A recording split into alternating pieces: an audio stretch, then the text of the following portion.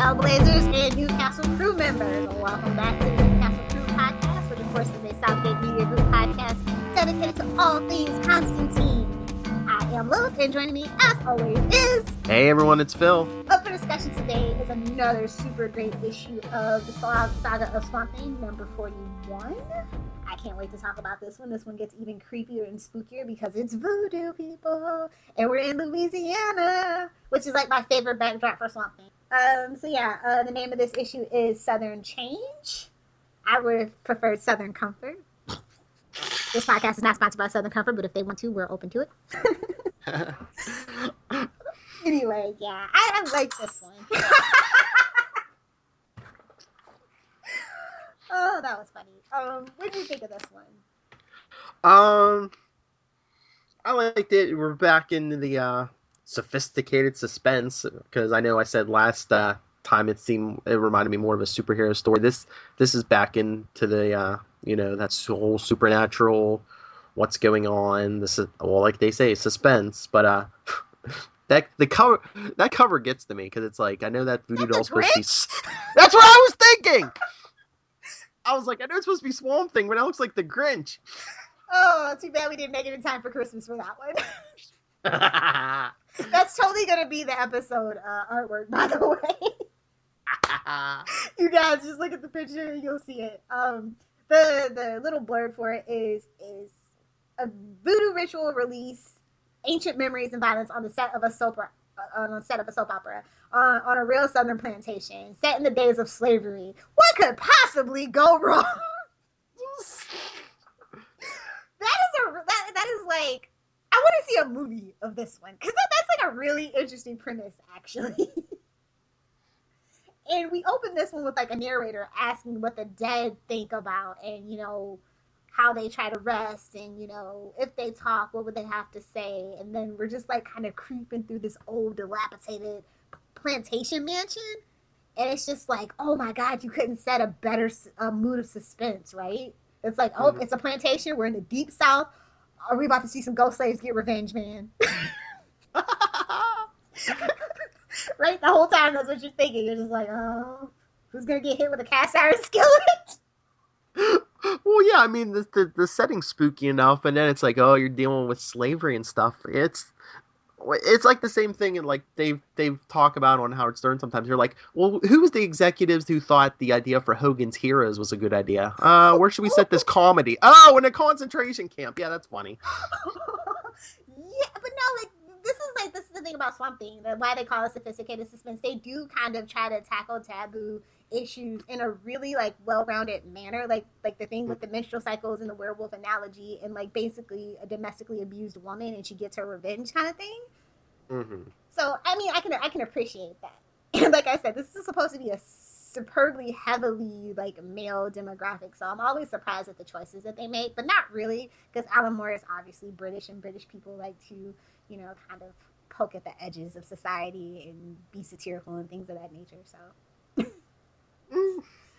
scathing at times even, but yeah, like I said, this is like the perfect kind of setting, and you're just like, okay. And then you have voodoo to boot, so that's even really, really creepy. Like, voodoo is creepy to me. Oh yeah. So, because it's like, is it really magic, or is it just like a psychological trick? Exactly. It's, what they say, only those who believe it can be hurt by it or whatever, so but then we also have they were like, Swamp Thing is in there with Abigail, and they're discussing John Constantine, and that something evil and dark happening, and they're just doing the old round table dance, basically. She's like, everything looks good, and I'm like, you just jinxed it. Right? Yeah. And it's really funny, because they're like, they make a definitive like statement. They're like, yeah, most of the black people in town have been cast as extra playing slaves, and you're just like, no. Ooh. I know, you're just waiting for like, oh yeah, and they're paying them below minimum wage. Right? So yeah, it's just like, so you can just see them slowly building the atmosphere and the tension in this really palpable way. And I was like, are we gonna really tackle racism in Swamp Thing? Okay. No, like it was kind of this really ambitious thing. Like as the story keeps adding more and more elements, I'm like, are you gonna bite off more than you can chew and have this blow up in your face? Because a lot of the times comic books can be that way. Well, I mean, it's. I mean, well, you know, the main characters, Swamp Thing and Abby, they're like in a mixed relationship, you know, animal and plant. Fauna and flora. Yeah, and that's a really good parallel too. But yeah, so it's just like they keep adding all these things, and I'm just getting more nervous and more nervous, and I'm just like, oh god, this is gonna be bad. Then like a mistress gets in, like what? Soap operas are crazy. I don't know if any of our listeners have ever watched a soap opera, either primetime or daytime. They are like Amnesia, Secret Twin. Plane crash, I thought you were dead. Yeah, and then a lot of behind the scenes drama too. So I was just like, oh, are we going to incorporate that on top of everything too? And yeah, we did. And this was kind of a character study, honestly, for me. A lot of interesting characters, a lot of interesting character interactions, and actually, and I think this is a good thing. I actually found myself more fascinated by like the other characters outside of Swamp Thing until it was time for Swamp Thing to do his thing. Mm-hmm. I really like that when I can get lost in a story and a lot of other characters, not just the main character that is, you know, supposed to be the reader's avatar through these stories. I love when that happens. And since we're a Constantine podcast, I'd just like to point out, I think he doesn't even appear in this issue, does he? I think well, you said he gets mentioned, but I don't think he even makes an appearance. No, right? He just kind of led him to Louisiana to his own devices. You know what I mean? Oh yeah, well Constantine's never there waiting for him. He's always like, oh yeah, get there and just wait for me. I'll be there eventually. Like I said, you know, the American Gothic arc introduces Constantine. He comes in as this advisor, but he's on the periphery for a lot of this arc. But I still think Swamp Thing is a really great place to start because, you know, oh yeah, it sets the tone for you know, the Hellblazer really. Mm-hmm. In a lot of ways. So to kind of understand Constantine, you really should do at least American Gothic, Saga of the Swamp Thing story. I think that the whole 6 books are amazing, especially for 1985 and previously. Oh yeah, I mean the whole Alan Moore run, at least what I've read, has been great. I mean, I know we're a Constantine podcast. I wouldn't even mind reviewing some of the other Swamp Thing issues, you know. Oh yeah, we'll eventually run out of some Constantine material. I heard, unfortunately, that Constantine the Hellblazer might only see like 25 issues. 25 issues? Yeah. Huh. I mean, how can they predict that when he's only like a what, 7? Yeah. They're apparently not too enthusiastic about the numbers. They were hoping for more, but we'll see. Huh. Maybe if they turn it around. Yeah, I just wanted to let you guys know. That's just weird though. 25, it just seems like. Well, I'm thinking 24, and I think an annual somewhere around there, or something like that. Yeah, but no, I'm just saying they're only at 7. With DC, they usually cancel way before that. Well, there was such a big to-do about bringing Constantine back that they just want to give it time. Because it was kind of a slow burn, and like they want to give the writers time to try to get back as close as possible to that original style. Yeah. But you have to ease people into it. You know what I mean? Like new readers, that's what they wanted. So I just want you guys to be aware that if you love Constantine the Hellblazer, start buying it. Get your family and friends to buy it. I think that they have a lot of potential to be a very ongoing series. So. Well, if they're rebooting a lot of stuff, then I say maybe they should end at 25 and like. Crank it up to 11, you know, bring back, you know, and everything that made the old Hellblazer series great. Yeah, I wouldn't be opposed to that, but if I have a choice of Constantine the Hellblazer and no Constantine at all, I'd rather see Constantine the Hellblazer and just hope that they get to the point eventually of the Hellblazer original run of glory. So yeah, I just want to throw that out there, guys. If you guys really are enjoying that, you might want to let people know it might be on the chopping block. Hell, give us Hellblazer issue 301. Yes, I am here for that. So yeah, I just found the story really fascinating, and it wasn't like cliche or anything. Like I really liked the resolution that they came to. I love William being tied up to the pole, and then the dude Wesley pulls out the knife, and then Charlotte's just like, "Yeah, flay him." Like what? You can't end an issue like that. What? How do you think you put butts in the seats next month? They kind of get that cliffhanger, right? It was just like, for real. Mm-hmm. I just really enjoyed it. Like I said, it was a fast read. How did you feel about that cliffhanger and like all this violence and people doing cocaine and like I was just like, I just like, wow, for 85, this must have been something. But once again, I was just like, well, Alan Moore. ladies and gentlemen, and Mr. Alan Moore. That's gonna be like my catchphrase every episode. I'm just like, well, Alan Moore. Oh yeah, I it just felt like a believable set though, and then like people just Mm-hmm. slowly start like crazy things slowly start happening. I mean, like I said, this could honestly like if Swamp Thing was like a TV show, like an anthology show, or I could see this being one of the episodes. Or like the old Tales from the Crypt or something. Yes, so good. What do you think of the cover? Um, let me see. Let me pull this back up. Well, we already said it. I liked it, but like I said, just like you, I got the Grinch vibe. It looks like the Grinch, but I think it's a good summary because like you look at that cover and you know, okay, or we're gonna get some voodoo in this Oh yeah. bad boy. Um, I yeah, the cover was like okay, we got It's kind of silly, but it kind of like, okay, you're telling us, okay, you're getting some voodoo. yeah, and that's really like I said, I like the interesting concept of voodoo, and they're in Louisiana, so it's a natural choice. Mm.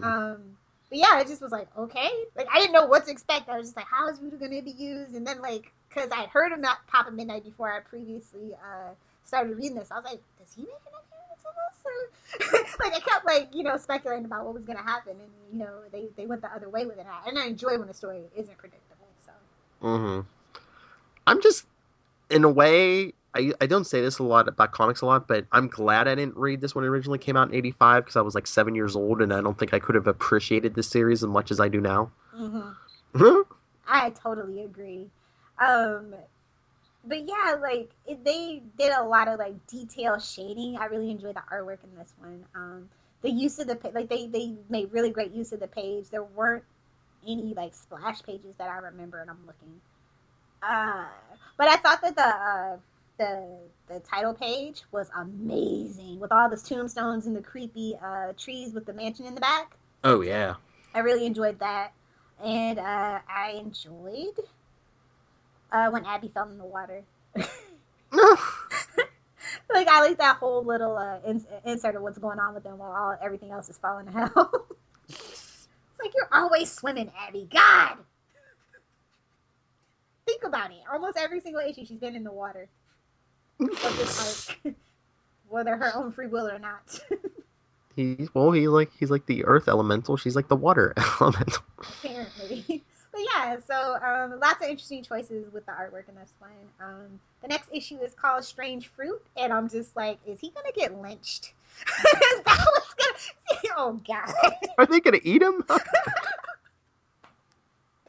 So many questions of how they left this issue, and it's like, shall we begin? That's just a great way to end it. It's just like this guy's terrified in a really awkward predicament, and you're just like, I don't know how we're gonna get out of this one, Bob. No. So yeah, I can't wait to talk about Strange Fruit because that is a very interesting conclusion to this tale. So, what would you give this issue? I think give this. I could give this a B. Okay, I was right in that area. It's a B minus. It's just like because no Constantine, obviously. And like I said, I don't mind the slow burn, but you just like I would have just like preferred a phone call or something. Yeah, I find stories like this kind of hard to grade because it's not the complete story. There's a second part, so. Yeah. But interesting premise, definitely. And Oh like I said, yeah. I got lost in the characters, but no Constantine. Very little actual Swamp Thing really doing anything other than like him and Addie. Hmm. So it's just kind of like, okay, this is the setup to the second part. That's awesome, and it was a great setup. And I think that it really does the conclusion of the story justice. So I can't wait to talk about it. Like I said. But what was your favorite panel? Like I said, it's where Abby and Swamp Thing are in the water. Okay. I really enjoy it. Like I don't know, like I really like Abby and Swamp Thing together, even though she kind of has like that Laurel Lance on Arrow vibe. She's very whiny right now at this point, but she does get better. her character arc gets much more interesting and involved, and I'm just kind of waiting on that right now. Mm-hmm. So yeah. Shameless plugs. Well, for me, if you want to talk to me about anything Constantine, DC, Marvel, any of it, you can email me, nightwingpdp@gmail.com. On Twitter, I'm at nightwingpdp. And if you want to hear me talk a bunch of other DC topics, I host a Gotham and / Batman podcast, Before the Bat, with Kelly and Tyler. The Flash Arrow Power Hour with Tyler and Zach. World's Finest, where we review DC Comics every week, of course, with Lilith. And on the Marvel side, you can hear me every week with Charlie Esser on the All New Marvel Roundup and Super Connectivity podcast. We should get Charlie to guest co-host when we do Constantine the movie live commentary. Oh, okay. He'd love that. So yeah, as for this podcast, you guys can find us on Twitter at Newcastle Crew. We are on Facebook, Newcastle Crew Podcast, and our email is newcastlecrew@gmail.com. Nice and easy. If you want to join in the conversation, our podcast hashtag that we check every day is hashtag constant one, capital C, capital O.